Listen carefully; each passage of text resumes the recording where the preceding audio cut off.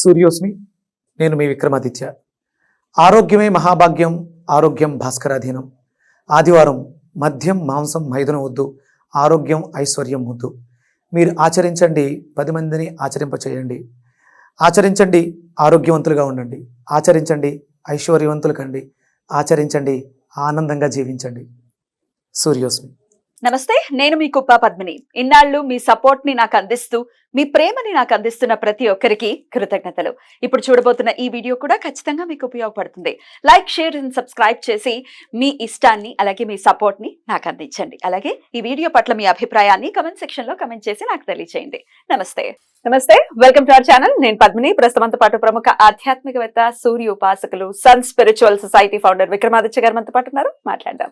Sir నమస్తే. Sir sir, December మాసం వచ్చేస్తోంది. చలేండి సార్, ఇలా చంపేస్తుంది. కార్తీక పౌర్ణమి నాడు తిట్టుకున్నాం, ఏమిటి అసలు ఇది కార్తీక మాసమేనా, చల్లేదు గిల్లేదు అని తిట్టుకుంటే నెక్స్ట్ డే నుంచి అన్నురా చూస్తారా నా ప్రతాపం. ఇంకా దారుణంగా ఉంటుంది. ఎందుకంటే పర్యావరణాన్ని మనం చాలా పాడు చేసేసాం. అది వేడికే కాదు, చలికి కూడా ప్రభావం. అసలు ఋతువులు మొత్తం కూడా ఇబ్బంది పడతాయి. అంటే మనం ఎలా తీసుకుంటున్నాం? వేడి సూర్యుడు నుంచి తీసుకోవాలి. ఎండలు బాగా ఎక్కువగా ఎందుకు వస్తున్నాయి? ఓజోన్ పొర ఇది అవటం వల్లే. అలాగే మనం మరి చలి, ఆయన దూరంగా ఉన్నాడు, ప్రకృతి నుంచి వచ్చేదే కదా ఇదంతా కూడా. మనం పాడు చేసేసాం అన్ని రకాలుగా. అంటే నువ్వు భరించలేకపోతున్నావు అంటే దానికి కారణం నువ్వు బలహీనపడ్డావని అర్థం. ప్రకృతిలో వచ్చినటువంటి మార్పులకి నువ్వు ఆ అడ్డు భగవంతుడు ఏదో ఒక పొరనిచ్చాడు. సూర్యకిరణం అవసరం, ఎంతవరకు అవసరం మిగతా దాన్ని ఆయన ప్రొటెక్ట్ చేశాడు. దాన్ని మనం పాడు చేసేసాం. ఇప్పుడు ఓకే, పాడు చేయడం పక్కన పెడితే మనల్ని మనం పాడైపోయాం, వాటిని పాడు చేస్తాం. అంతే, రెండును. Right sir. ప్రకృతిలో మనం మనుషులం కాబట్టి మనం మాత్రమే చేయగలం ఇలాంటి పనులు. మనమే చేస్తాం. జంతువులు అన్ని చక్కగా ఉన్నాయి. Right sir. ఎనీవేస్, చలి అయితే చాలా చాలా కొరికేసి చాలా ఇబ్బంది పెడుతోంది. ఇంకా దారుణంగా ఉంటుంది అని అంటున్నారు కాబట్టి ఇంచుమించు ఫెబ్ వరకు కూడా ఇదే పరిస్థితి ఉంటుంది. ఈ సమయంలో మనం అంటే సహజంగా కాశీ వెళ్తే అద్భుతంగా ఉంటుంది. ప్రతి సంవత్సరం డిసెంబర్ నెలలో కాశీ వెళ్తాను.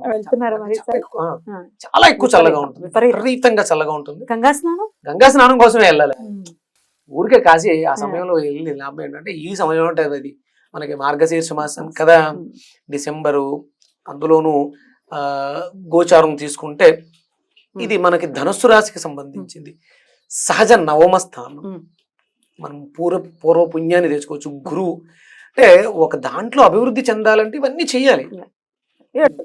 బ్యూటిఫుల్. మరి ఒక వెజిటబుల్ థెరపిస్ట్ గా చెప్పండి, డిసెంబర్ మాసం మరి స్టార్ట్ అయిపోయింది కాబట్టి ఎటువంటి ఆరోగ్య సమస్యలు వచ్చేటటువంటి పరిస్థితి డిసెంబర్ మాసంలో ఉంటుంది?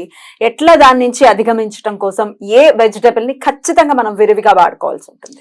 చలి ఎక్కువగా ఉంది, చలి కొరికేస్తుంది. ఇవి పక్కన పెడితే ఇప్పుడు వచ్చే మేజర్ ప్రాబ్లమ్స్ చెప్పండి. రెస్పిరేటరీ ప్రాబ్లమ్స్ ఖచ్చితంగా ఉంటాయి. అంటే ఊపిరికి సంబంధించి జలుబులు ఇట్లాంటివి. జలుబు కాదు కానీ ముక్కు దిబ్బడ అదే, లేదా ముక్కు కారిపోవటం ఇట్లాంటివి కామన్ గా ఉంటాయి. ఈ చర్మానికి సంబంధించి పగిలిపోవటం విపరీతంగా. ఇంకా ఇంకేముంటాయి? మీతో జర్నీకి వచ్చారు, పెద్దగా ఆరోగ్య సమస్యలు రావట్లేదు. ఆరోగ్య సమస్యలు బాధించట్లేదు. ఇంకేముంటాయి? మోకాళ్ళ నిప్పులు పెరిగిపోతాయి. అవునా? ఇక్కడ అంటే నేను ఇంకా రీసెర్చ్ చేయాలి. అగస్త్యుల వారి ప్రభావం ఎక్కువగా ఉంటుందంట అనుకుంటాను నేను. ఎందుకంటే ఆయన అగస్త్యుల వారికి మీరు వినే ఉంటారు కదా, ఆయన శుభ్రం సముద్ర జలాల్ని తీసేసుకున్నారు లోపల. పట్టేశారు. అంటే ఇప్పుడు ఈ మాసంలో భూమికి దగ్గరగా ఆయన వస్తాడట ఆ నక్షత్రం. ఆ నక్షత్రం రావడం వల్ల ఏమవుతుందంటే నీరంతా ఎవాపరేట్ అయిపోతుంది, తీసేసుకున్నాడు. మనం కూడా డిహైడ్రేట్ అవుతాం. అంటే సహజంగా అందరూ ఎండాకాలం నీళ్ళు ఎక్కువ తాగాలి అనుకుంటారు. కాదు, శీతాకాలం నీళ్ళు ఎక్కువ తాగాలి. ఎందుకంటే మనకు తెలియకుండానే అది అంటే బయట టెంపరేచర్కి బ్యాలెన్స్ చేయడం కోసం శరీరం ఉష్ణోగ్రతను పెంచేసుకుంది. అందుకని ఏమవుతుంది, లోపల ఉన్నటువంటి జలం అంతా కూడా ఆవిరైపోతుంది. కానీ మనకి దాహం ఇదే. ఇక్కడ దాహంతో సంబంధం లేకుండా, అంటే మామూలుగా మీరు నీళ్ళు ఎక్కువ తాగడం అని చెప్తూ ఉంటాం కదా మేము, ఇన్ని లీటర్లు అని. ఇక్కడ దాహంతో సంబంధం లేకుండా ఆరార వేడి నీళ్లను తాగాలి. గోరువెచ్చటి నీళ్లు అంటే నీటిని బాగా మరగబెట్టి Hmm. మీరు 1 లీటర్ 1/2 లీటర్ అవ్వాలి. ఇది ఔషధం అవుతుంది ఇక్కడ ఈ నెలలో. అంటే ఇక్కడ వచ్చే ప్రధానమైనటువంటి సమస్య ఏంటంటే ఎముకలకి సంబంధించినటువంటి సమస్యలు ఎక్కువ వస్తాయి. ఎముకలు అంటే కేవలం బోన్స్ ఒకటే కనిపిస్తాయి, కనపడవు కదా, దాని చుట్టూ ఉన్నటువంటి ఫ్లష్, ఇవన్నీ కూడా ఒక బ్యాగ్ లో ఉంచబడాలి. చర్మము అనే వ్యవస్థ అనేది ఒక సంచి. ఈ తోలితిత్తులో ఎముకల గూడు ఉంది, దాని చుట్టూ ఇక రకరకాల ఆర్గాన్స్. అంటే ఏదైనా స్టోర్ చెయ్యాలి, నిల్వ ఉంచాలి, బాగుంచాలి అంటే ఈ తోలితిత్తు బాగా పనిచేయాలి. దీనికి కావాల్సింది పదార్థాన్ని మనం విరివిగా ఎక్కువగా తీసుకుంటూ, అది ఎందులో ఉంటే బాగుంటుంది, ఒక జలం, వాటర్, అది ఔషధీకృతమై ఉండాలి. అందుకని నీటిని మరగబెట్టడం వల్ల 50% మరిగిపోవాలి. 50% మరిగిన దాన్ని మనం దాంట్లో ఒక 50% normal water, room temperature water, ఇది ఆరారా తాగుతుండాలి. అంటే బాగా మరిగిపోయింది, అంటే టెంపరేచర్ అయితే పెరిగింది, జలం తగ్గింది, సూక్ష్మీకరించబడింది. అంటే లీటర్ నీళ్లు 1/2 లీటర్ క్వాంటిటీకి వచ్చినాయి. అంటే 1/2 లీటర్ నీళ్ళు తాగితే లీటర్ తాగినట్టే. అంటే ఆవిరైపోయింది అని అనుకుంటున్నాం మనం, కానీ ఇక్కడ మళ్ళీ మనం ఒక 1/2 లీటర్ రూమ్ టెంపరేచర్ వాటర్ కూడా కలుపుతున్నాం.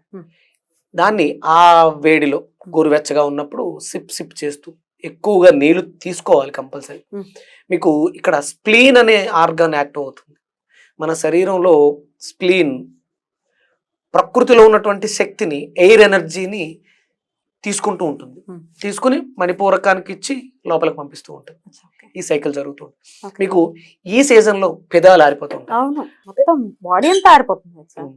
పెదాలు ఇండికేట్ చేస్తాయి. ఇంకా మాట్లాడితే దీన్ని తడి చేస్తాం, మరి లోపలికి పంపించాలి కదా, అందుకని నీళ్లుని అధికంగా తీసుకోవాలి. అంటే స్ప్లీన్ కి లిప్స్ కి సంబంధం ఉంది, ఇండికేట్ చేస్తూ.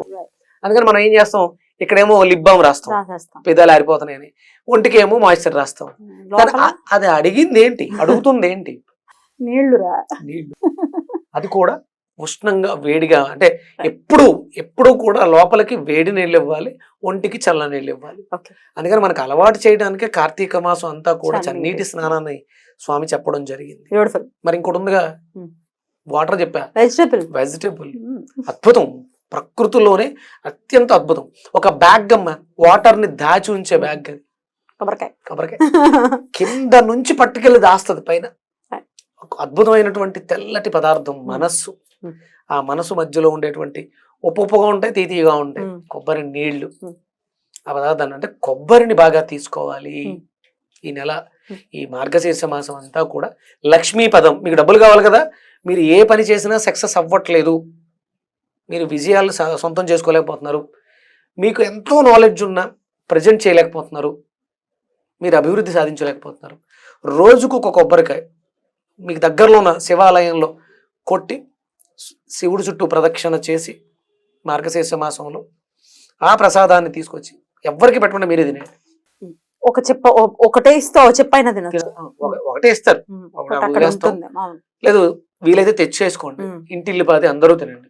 పిల్లలు విద్యలో అభివృద్ధి చెందుతారు, వాళ్ళలో నిగూఢంగా ఉన్నటువంటి సబ్జెక్ట్. అంటే ప్రతిదీ ఇంతకు ముందు చదివేసామమ్మా, లోపల ఉంది, దాన్ని బయటకు తీయడానికి రివ్యూస్ అంతే. మనకు స్కూల్కి జాయిన్ అయ్యామంటే రివ్యూ. తెలియని పదార్థాన్ని మాటలు రాని వాడికి మీరు మాటలు చెప్తే అర్థం అవుతాయా, రావు. అంటే మోగగా ఉన్నాడంటే లోపల ఏమీ లేదు, ఎంటీగా ఉన్నట్టు అర్థం. వాడికి అవన్నీ నేర్పించుకుంటూ వస్తే ఆ పరిణితి చెందు. అందుకని యూనివర్స్ లో ఏదైతే ఉందో నాలో ఉంది, నా డిఎన్ఏ నుంచి కదా నా బిడ్డ పుట్టింది. అంటే వాడికి ఏమి నువ్వు కొత్తగా తెలియని ఏం చెప్పట్లా, తెలిసిన విషయాన్ని గుర్తు చేస్తున్నావు. ఆ డిఎన్ఏ మన తాత ముత్తాతలు సాధించిన ఇవన్నీ లోపల ఉన్నాయి. అందుకని ఆ బిడ్డకి ఇది హెల్ప్ అవుతుంది. అందరూ కొబ్బరిని విరివిగా తీసుకోవాలి. మనకి భారతదేశంలో చాలా విరివిగా, అంటే అసలు తూర్పుగోదావరి పశ్చిమ గోదావరి జిల్లాలు చెప్తానే కోనసీమ అంటారు, కొబ్బరి సీమ, విపరీతమైనటువంటి కొబ్బరి. మీరు అడవుల్లో ఎక్కడన్నా తప్పిపోతే మాక్సిమం అంటే కొబ్బరి చెట్లు చూపిస్తారు బ్రతకటానికి. కొబ్బరి తినొచ్చు, అంటే ఎక్కువ రోజులు సస్టైన్ అవడానికి, ప్రాణాన్ని నిల్వ ఉంచడానికి అద్భుతంగా ఉపయోగపడుతుంది. సో కొబ్బరిని ఎక్కువ యూటిలైజ్ చేసుకోవాలి. అది కూరల్లో కూడా మనం ఇంక్లూడ్ చేసుకోవచ్చు, అంటే చాలా వాటిల్లో వేస్తూ ఉంటారు. చిక్కుడుకాయ కూరలో గానీ గోరు చిక్కుడులో గానీ చిక్కుడు అంటే ఈ పచ్చళ్ళు. చిక్కుడుకు సంబంధించిన దానికి మాత్రమే ప్రధానంగా తీసుకుంటారు. మనం చెప్తాను నేను Right. కొన్ని సందర్భాల్లో చెప్పా, గోరు చిక్కుళ్ళు, కొబ్బరి, అల్లం, అల్లం ఆ కాంబినేషన్ చిక్కుడులో అంటే చిక్కుడు ప్రోటీన్ ఎక్కువ ఉంటుంది, యూరిక్ యాసిడ్ పెరుగుతూ ఉంటుంది, Right. దాన్ని ఇది కంట్రోల్ చేస్తుంది. సో తీసుకోవచ్చు. తీసుకోవచ్చు. చిక్కుడుకాయలు ఇప్పుడు ఇంకా వస్తాయి, ఇంకా వస్తాయి. మార్గశీర్ష మాసం ఇంకా Yeah. అదే పుష్యమాసం పుష్యం. నుంచి ఇంకా స్టార్ట్ అయ్యాయి. రైట్. సో డెఫినెట్ గా ఈ మాసంలో కొబ్బరిని ఎక్కువ ఇంక్లూడ్ చేసుకోమంటున్నారు. కంపల్సరీ, ఎందుకంటే దాంట్లో ఉండేటువంటి మాయిశ్చర్ ఈ పగలేది కూడా తగ్గుతుంది. ఆపుతుంది. మనం పైన పూతలు పుట్టి కాదు, లోపల అంటే కొబ్బరి తీసుకుని Yeah. అంటే ఎలా అన్నప్పుడు మరి ఆయిల్ కావాలని నువ్వుల నూనె తాగేస్తాం, వేసల నూనె తాగేస్తాం, కొబ్బరి నూనె కూడా తాగేస్తాం. Yeah. అమ్మ బాబాయ్. కొబ్బరి తినాలి. Yeah. అంటే అందులో చాలా ఉన్నాయి. ఒక ఎండ్ ప్రోడక్ట్, కొబ్బరిలోంచి వచ్చే end product oil. Oil. Hmm. కానీ మనకి A to Z కావాలి. మనం శుభ్రంగా కొబ్బరిని ఆడించి తెలగపిండిని తీసుకెళ్ళేమో పశువులకు పెడతాం, అట్లే బలం, అవి బాగుంటాయి, నిగనిగలాడుతూ మంచి హెయిర్ వస్తుంది. మనం నూనె తాగుతున్నాం, మనకేం రావట్లేదే. అంటే ఇంకా పోషకాలు, మిగిలిన పోషకాలు అందులో ఉండిపోయినాయి. అందుకని కొబ్బరిని తినడం ద్వారా ఆ పోషకాలన్నిటి పూర్తిగా మనకు కావలసిన మెటల్స్, హెవీ మెటల్స్, బాడీలో బయట నుంచి వచ్చేటువంటి హెవీ మెటల్స్ అన్నిటిని కూడా బ్యాలెన్స్ చేసేస్తుంది కొబ్బరి. రైట్. అప్పుడు కొబ్బరి మంచిది, కొబ్బరి నూనె కూడా మంచిదే, కానీ మిగతా పోషకాలు కొబ్బరిలో మాత్రమే దొరుకుతాయి, కొబ్బరి నూనెలో దొరకవు. Right. అందుకని కొబ్బరిని బాగా తీసుకోవాలి. బెల్లంతో పాటు తీసుకోవచ్చు. మనకు అనుసంధానం. అలా ఏం చేస్తారు? Hmm. కొబ్బరి, బెల్లం, ఇంకా సూపర్ ఉంది. అటుకులు కూడా. అవును, మంచి కాంబినేషన్. ప్రసాదంగా పెట్టారు అంటే దాంట్లో సంథింగ్ ఏదో ఉంది. ఇది డివైన్, అది దేవుడి ప్రసాదం అంటే దాంట్లో డివైన్ ఎనర్జీ ఉంది. మంచి ఐరన్, అద్భుతమైనటువంటి ప్రోటీన్స్, కార్బోహైడ్రేట్స్, ఫ్యాట్స్. అంటే ఏదో ఒక ఫుడ్ పిరమిడ్ ఉంటుంది. మీరు డైట్ చేస్తున్నారా, ప్రోటీన్ బాగా తీసుకోండి, కార్బోహైడ్రేట్స్ వదిలేయండి కాదు. కాంబినేషన్ లో పర్ఫెక్ట్ గా అన్ని సమానంగా తీసుకోవడానికి మనకి అంటే మన దేవాలయాలు అద్భుతమైనటువంటి వేదిక్ పాఠశాలలు, స్కూల్, చిన్న పెద్ద అందరికీ తారతమ్యంగా ఒకే రకమైనటువంటి పాఠాన్ని ప్రసాదం రూపంలో, భగవంతుడి రూపంలో, ఆధ్యాత్మికత రూపంలో ఇన్ని కలగలిపి చెప్తూ ఉంటారు. ఇక్కడ అంటే సర్వమత సమ్మేళనం, భిన్నత్వంలో ఏకత్వం. అంటే వయసు తారతమ్యాలు, భిన్నత్వంలో ఏకత్వం. ఒక్కటే మతం, భారతదేశం అంటే హిందూ ఒక్కటే. ఇవన్నీ వచ్చినవి, తెచ్చుకున్నవి, వలస వచ్చినవి. ఇది మన దేవాలయ యొక్క సంస్కృతి. అందుకని అక్కడ కొబ్బరికాయ కొట్టడం ఒకటి, అరటిపండు పెట్టడం ఒకటి ఎక్కువ చేస్తారు. ఇవి పాజిటివ్ డివైన్ ఎనర్జీని ఇస్తూ ఉంటాయి. ఈ నెల అంతా కూడా ఇష్టం, విష్ణుమూర్తికి ఇష్టం, పరమేశ్వరుడికి ప్రీతికరం. అంటే విష్ణుమూర్తి అంటే ఆయనకి ఇష్టం కదా, అందుకని ఆయనకి ఇష్టమైన దాన్ని మనం స్వీకరించడం ద్వారా మనం అంటే ఆయనకి కూడా ఇష్టం పెరుగుతుంది. అందుకని అటుకులు, బెల్లము, కొబ్బరి ప్రసాదంగా నివేదన చేసి దాన్ని మనం ఆహారంగా స్వీకరిస్తే ఆరోగ్యంగా జీవితం. బ్యూటిఫుల్ సార్, చాలా చక్కగా వివరించారు. బెల్లం, కొబ్బరి అనే కాంబినేషన్ ని మాక్సిమం ఇష్టపడతారు. జేబులో వేసుకుని స్కూల్కి. రైట్ సార్, చాలా బ్యూటిఫుల్ గా ఎక్స్ప్లెయిన్ చేశారు. కృతజ్ఞతలు. నమస్తే. సూర్య.